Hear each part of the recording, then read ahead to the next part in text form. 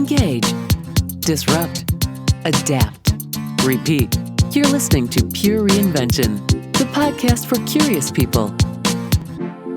I've got to tell you, Misty, it was a really great interview. I agree. Listening to Gerry, I just kept thinking he really gets it. He was a guy that has his finger on the pulse of reinvention and knows to be a couple steps ahead of you, or a couple steps ahead of where trends are going, and to look forward. And I really liked listening to his observations. I think the whole interview will be very interesting for a lot of people to listen to. And Misty, I'd like to give the people who are going to listen to this interview a couple of key areas to really kind of keep their ears tuned in to listen for. Can you give us a couple of key things that I think are real takeaways as people begin to listen to this? Yeah, and I think we should talk a little bit about it more after the interview, but when they tune in, why don't they listen to how he talked about blending other Detroit events like the Woodward Dream Cruise, like the Belle Isle Nature Zoo, and blending those into zoo activities. I think that's absolutely right. I think that will help people to really understand there's some very core concepts related to pure reinvention here that I think Gerry did a wonderful job of describing for us. And another thing to listen for is where he talks about how they learned to simplify what they were doing for great rewards. Thank you, Misty. Let's let everybody listen to this, and we'll be back. Sounds great.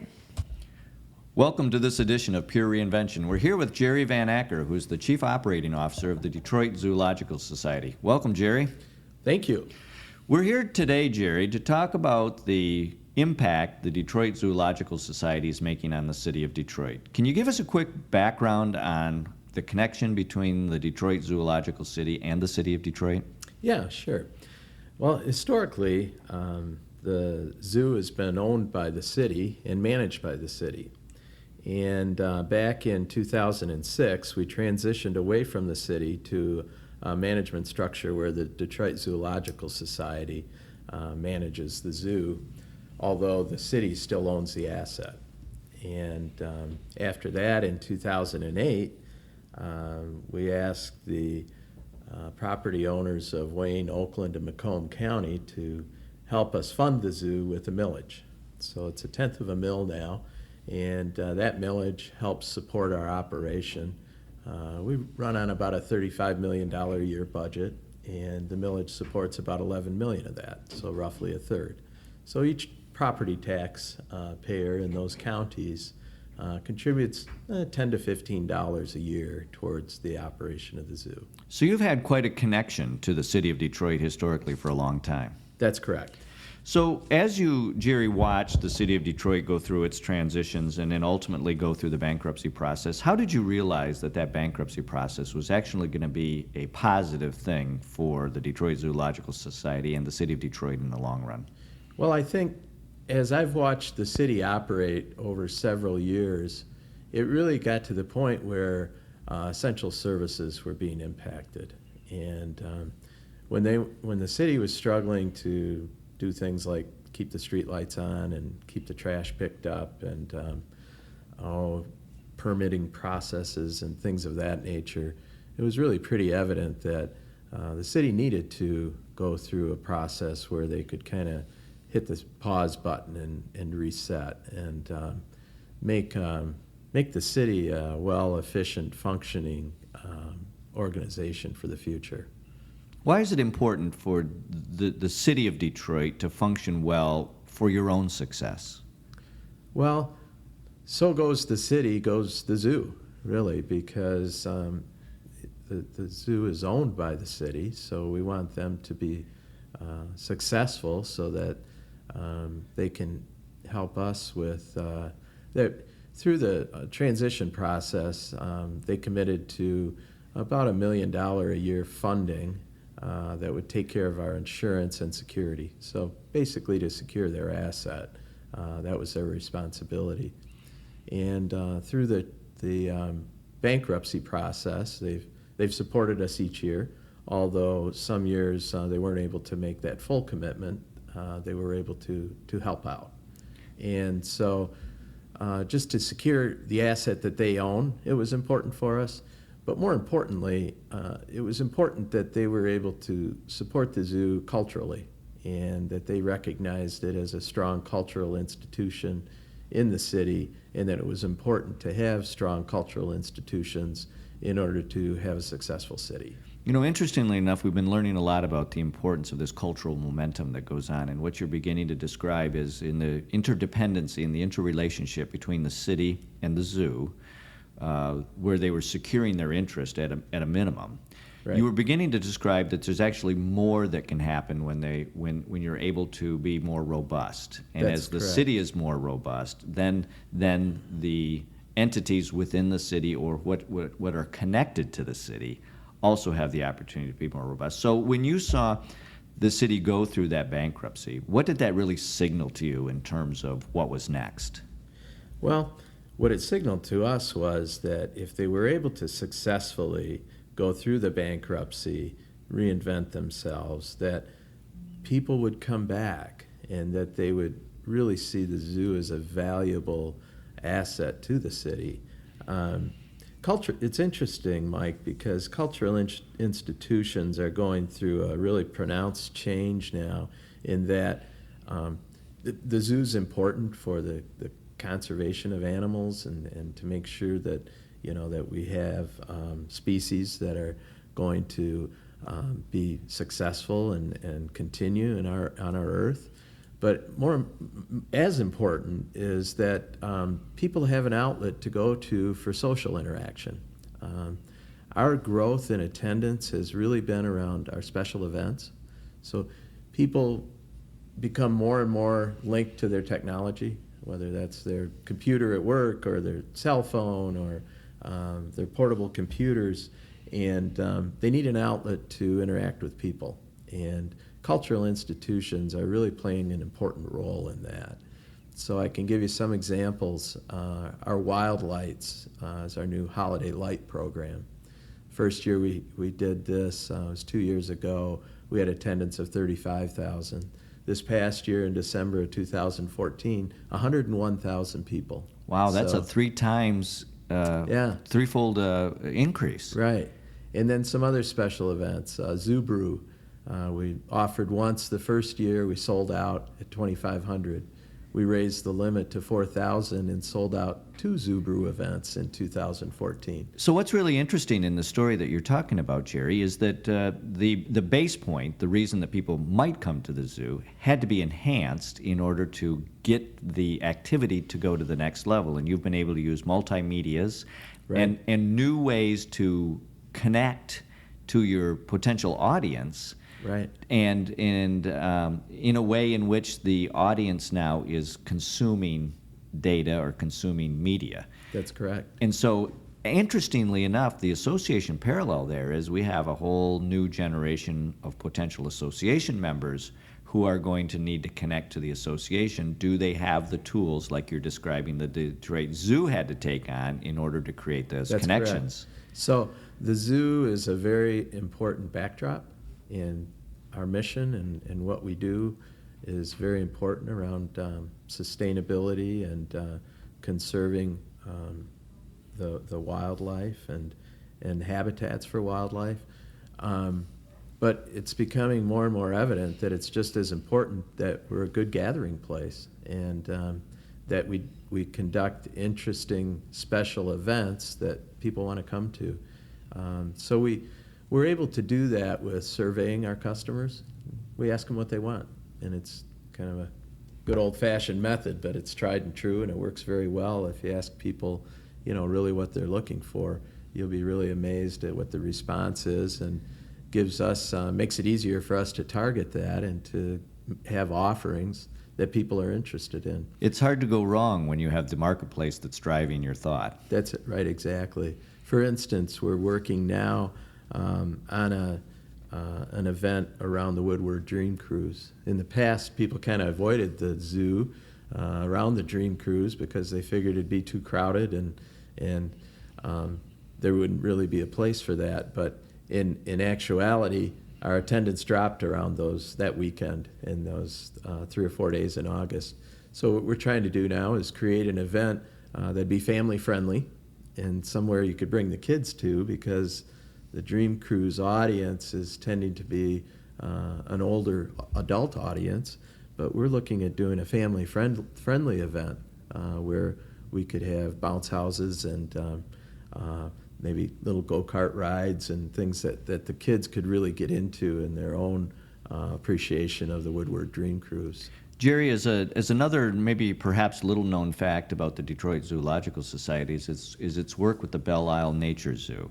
That That's right, transformation of Belle Isle has been a kind of the next step in the transformation of downtown Detroit and some very close connectivity that's going on. Can you give us an update on what's happening with the Belle Isle project and your role in helping with reinvention of that project? Sure. We're privileged to manage the Belle Isle Nature Zoo, which is on the very east end of the island and sits on about 5 or 6 acres there in a really, as you can imagine, a real natural setting. And it's really been a great asset for us in that for many Detroit residents, it might be the only interaction they'd have with the zoo because for one reason or another they can't get to technically the Royal Oak campus, and they're able to interface with people at the Belle Isle Nature Zoo. Our attendance there is about 70,000 people a year. Many of them are school children that are able to come into the Nature Zoo. And fortunately, in 2013, we worked with the Detroit Building Authority to improve the center. And we spent about $1.5 million improving the facility. It's really in great shape now. It's well managed. It's open on Tuesday through Sunday each week. And it's really a good interface for the zoo and the citizens of Detroit.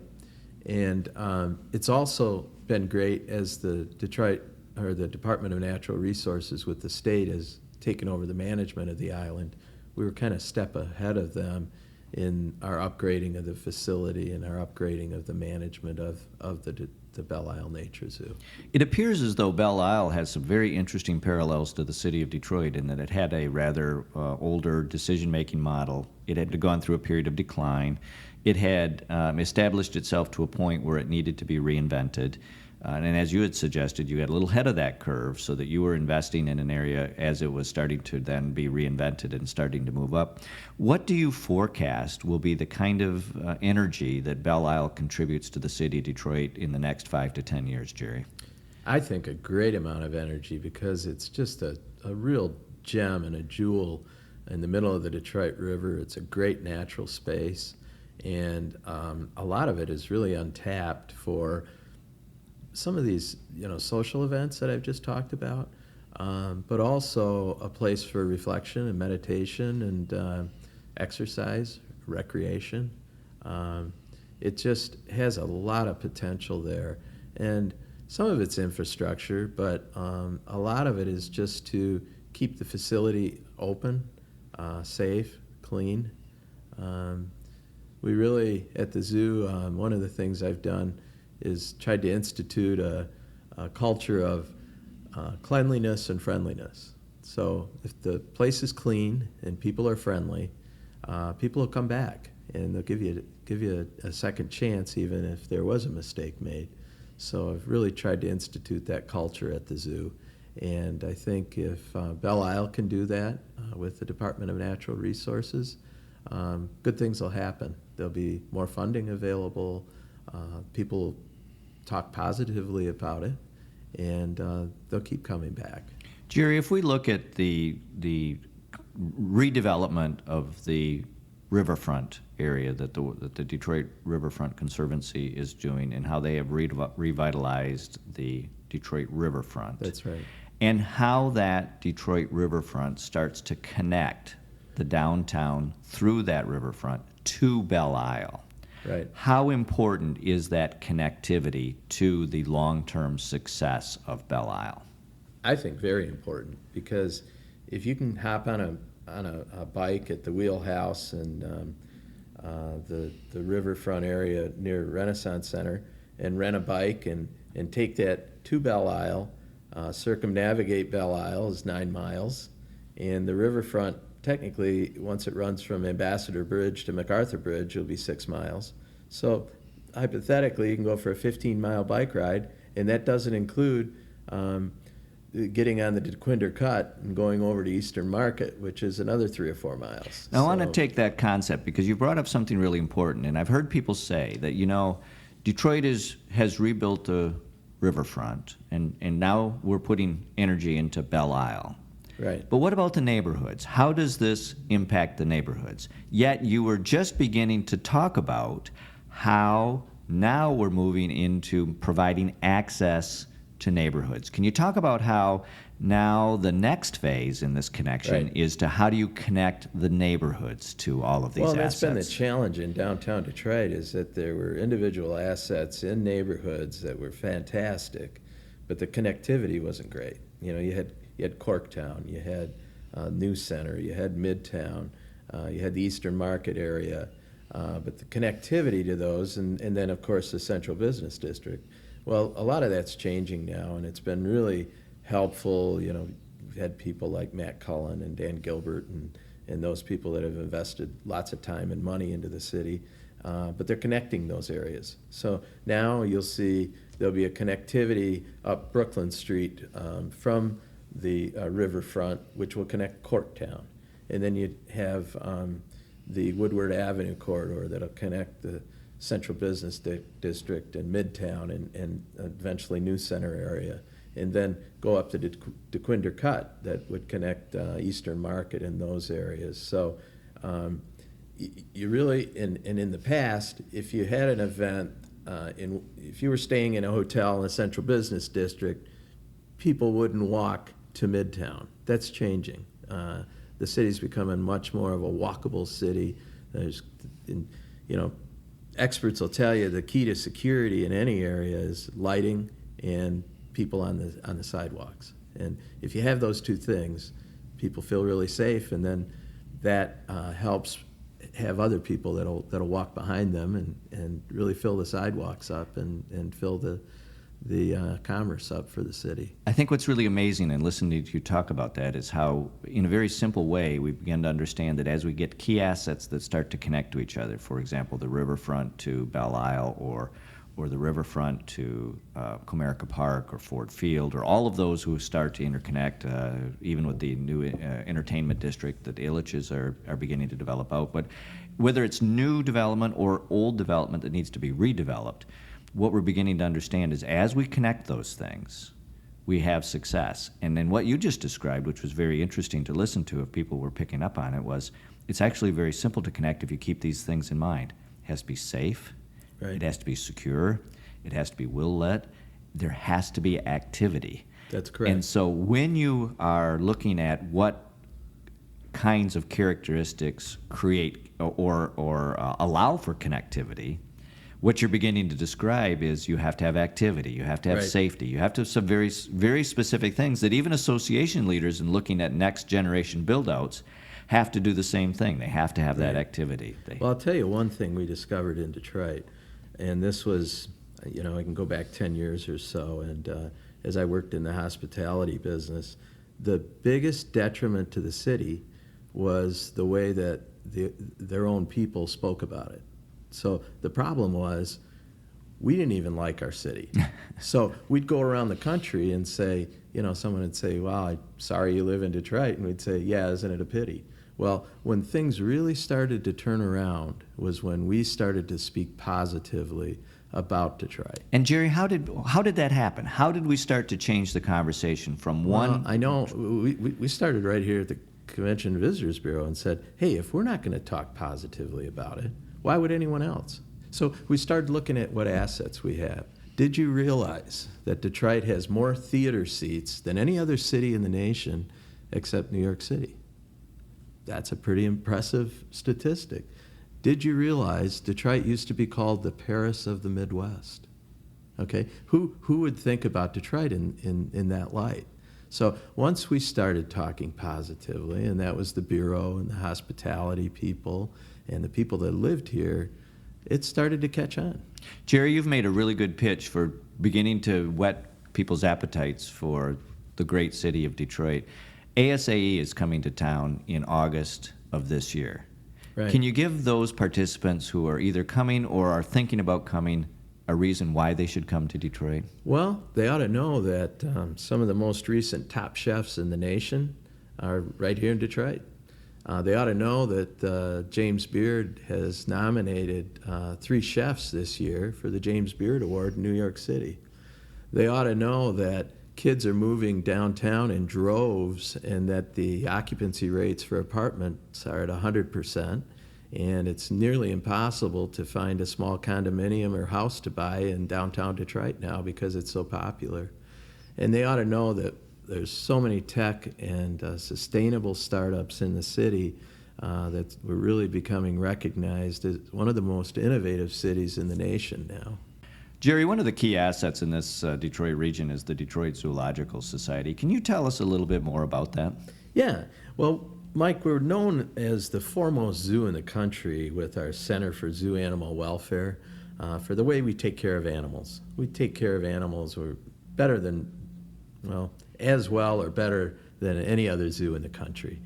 We do that with our large exhibits and our really focus on the animals. We always say, you know, we can't really ask an animal how they feel, but we can tell from different indicators they give us when an animal's happy and when it's not. And because of that and the way we've managed the zoo, our attendance has gone up every year. Last year we were just 900 people short of an all-time attendance record. And people in Michigan really see the Detroit Zoo as Michigan Zoo. They see us as not only a regional asset, but a state asset and something that we can all be proud of. We've done very well with our special events in the last few years, and those have become really popular. And we do really well, too, with school children. Last year we had about 125,000 school kids visit the zoo and really have a great experience. So we're really proud of the Detroit Zoo and what we offer the state and the city and really the broader community of all zoos in the nation. We've been talking with Gerry Van Acker, Chief Operating Officer of the Detroit Zoological Society. Gerry, I want to thank you for your insight into the city of Detroit and how some of the development that's going on and the key assets and in their connectivity to each other have really started to create a tremendous new momentum.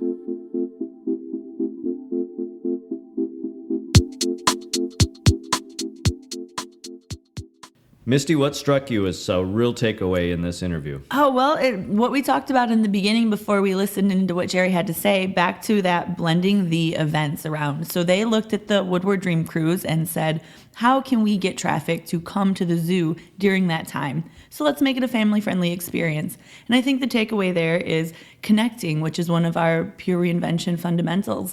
And how do you connect other things that are happening in your association, in your company, in your life to maximize the experience and get the most out of it? I really like the connecting word that we use in pure reinvention, Misty, and I think that's a wonderful example. When we can connect current assets to our own opportunities, we actually have that momentum in total that's so much greater than just our own individual efforts. And so there's so many positive efforts going on within the city of Detroit, yet they weren't always connected. Mm-hmm. And as the city is learning through its reinvention process, that connectivity is so, so important. And the other thing that I heard that was really important that Gerry talked about was how sometimes it's just got to be also very simple. Misty, if you remember, he talked about some very simple priorities that the zoo has that they've been able to subscribe to, and I think he said he got a 3-fold increase in attendance. You remember what those simple, true facts for the zoo are? Yeah, he said if we have cleanliness and friendliness, that's our culture. And whatever that is for you, maybe it's meeting your members' needs immediately or 24-hour response time or whatever that is. And I think that he's got it. He broke it down into the most simple mode, and it's creating great rewards. Again, one of those key characteristics of the reinvention process is we have to be able to simplify and truly understand what is attractive to whatever our offering is. The third point that I heard Gerry talk about, and we didn't talk about it a lot in the interview, but I think it's something that, Misty, you and I can talk about. Gerry mentioned how they're able to connect to the new and younger attendees of the Detroit Zoo, and he talked about some very specific things. What were those? Well, he was talking about using technology in new and different ways, and And I think what came up in that conversation with you was just ask. They surveyed their members. It's simple. It seems so basic, but oh my gosh, when you ask, people will tell you what they want. And the Detroit Zoo has learned a lot from that. It's been a phenomenal exercise for a lot of companies to go through to realize how much connectivity there is around technology. And I think it's a tremendous opportunity for associations in particular to really recognize that technology and its connectivity to the business or to the association is huge for the next surge of new memberships that are sitting out there waiting to be connected. And it's our role as associations to figure out how to make that connectivity happen like the Detroit Zoo did. Oh, yeah. I was at the zoo last summer, and it's a great zoo, by the way. I could have spent more than the 2 hours I did there easily. But it was fun to interact with the animals and then read the engaging things about them and then use our phone as a supplemental piece and learn even more about the animal story and how it came to be at the zoo and just more about the animals in general. And it was a very cool experience. Gerry Van Acker, the Detroit Zoo, has been a tremendous asset to the city of Detroit. We learned a ton in this interview, and we're very lucky to have both of those key entities in the city of Detroit. That's right, Mike. And remember, if you're ready to make a change, make it a change that lasts. Make it pure reinvention. Thanks for listening to this episode of Pure Reinvention. Keep the conversation going and get alerts when new podcasts are up by following us on Twitter at Pure Reinvention or sign up for our mailing list at purereinvention.com.